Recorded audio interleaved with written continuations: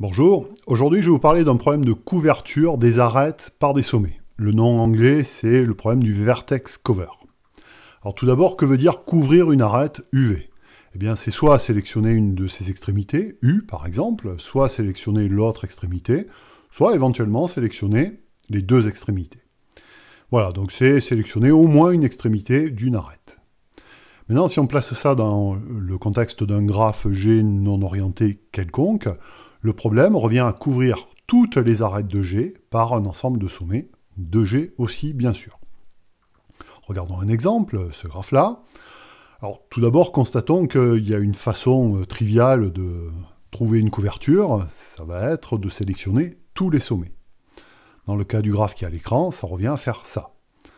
Alors évidemment, on sélectionne autant de sommets qu'il y a dans le graphe, ce qui en fait beaucoup, et là on peut constater que chaque arête est bicouverte par ses deux extrémités.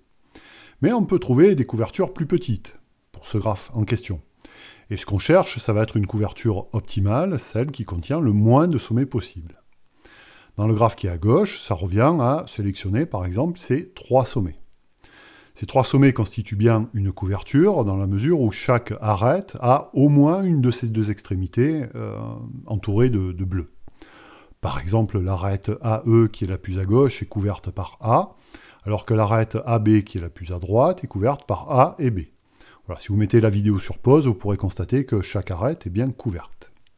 Et ça, c'est une couverture optimale, dans la mesure où il n'y a pas de couverture de taille 1 dans ce graphe, ni de couverture de taille 2. Bien, voilà, donc on va chercher des couvertures optimales. Alors regardons ça sur quelques exemples, sur ce petit chemin, sur un graphe complet, et puis sur le graphe vide qui contient aucune arête.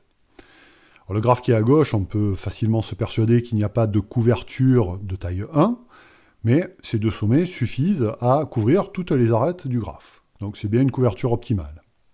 Dans le cas d'un graphe complet, eh bien, il y a beaucoup de contraintes, parce qu'il y a beaucoup d'arêtes à couvrir, donc il va falloir sélectionner tous les sommets, sauf un. Par exemple, ça, c'est une couverture optimale de ce petit graphe complet. Le cas qui est le plus à droite, le graphe vide, là, c'est un cas vraiment dégénéré, dans lequel il n'y a aucune contrainte, donc formellement, voilà, l'ensemble vide de sommets est bien une couverture. Mais bon, là, c'est vraiment un cas très particulier. Maintenant, on va regarder d'un peu plus près un algorithme qui vous paraîtra sans doute assez naturel pour construire des couvertures. Bien, on va utiliser comme support le graphe qui est à l'écran. Si on regarde 2 minutes ce graphe, on peut se rendre compte que, par exemple, le sommet D, il paraît plus intéressant que le sommet E, dans la mesure où il permet de couvrir 4 arêtes, alors que le sommet E permet d'en couvrir qu'une seule.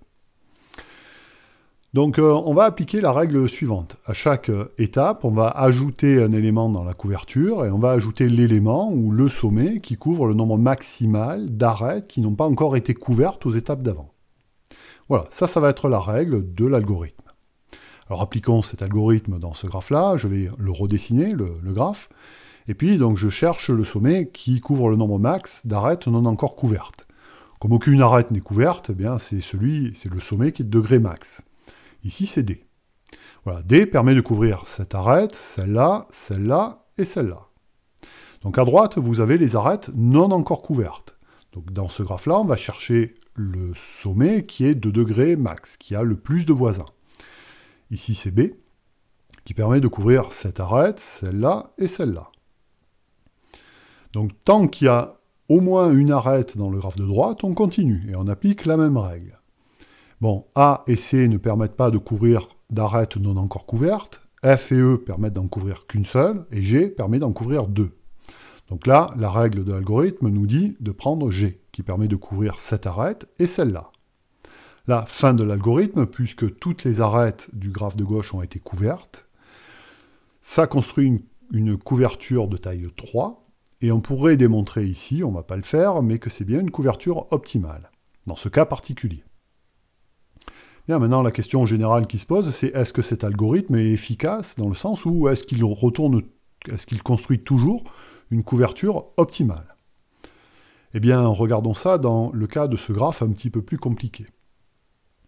Alors, ici, la première étape de l'algorithme va consister à sélectionner le sommet 14. Bon, là, je n'enlève pas du graphe hein, pour garder l'intégrité de la chose. À la deuxième étape, le sommet qui couvre le plus d'arêtes non encore couvertes, ça va être 13. Ensuite, ça va être 12. Et puis, ensuite, il va y avoir les sommets verts qui vont couvrir 3 arêtes non encore couvertes, puis les sommets bleus qui vont en couvrir que 2, et les autres sommets blancs, eux, n'en couvrent que 2. Donc, aux étapes d'après, on va sélectionner tous les sommets verts, alors dans un ordre ou dans un autre. Ensuite, bon, vous pouvez vous persuader assez simplement qu'on va sélectionner tous les sommets bleus dans un ordre ou dans un autre, peu importe.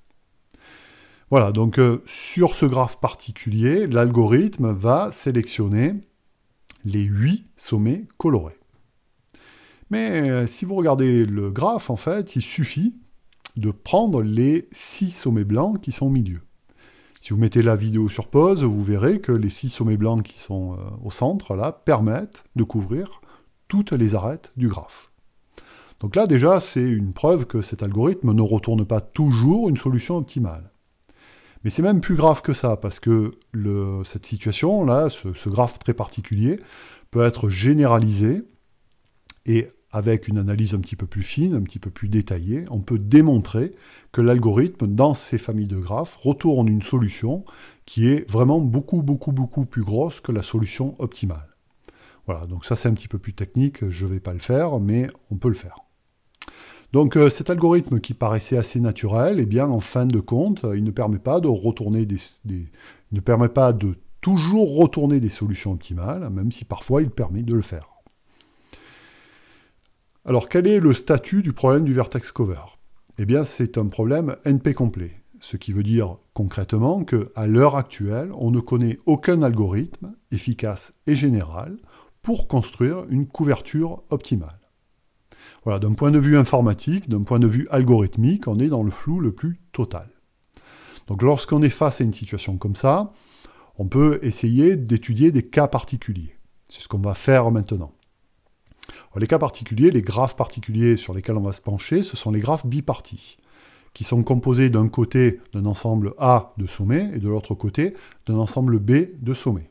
Et toutes les arêtes du graphe ont une extrémité dans A et une extrémité dans B. Il n'y a pas une arête qui aurait ces deux extrémités dans A ou ces deux extrémités dans B. Donc on peut les représenter comme ça.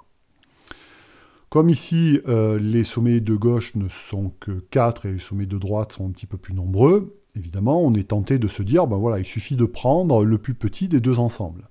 Chacun des deux ensembles est une couverture, mais en prenant le plus petit, voilà, on doit avoir une couverture optimale. Alors, il se trouve que dans ce cas particulier qui est à l'écran, c'est le cas. Effectivement, la couverture qui est à l'écran est optimale.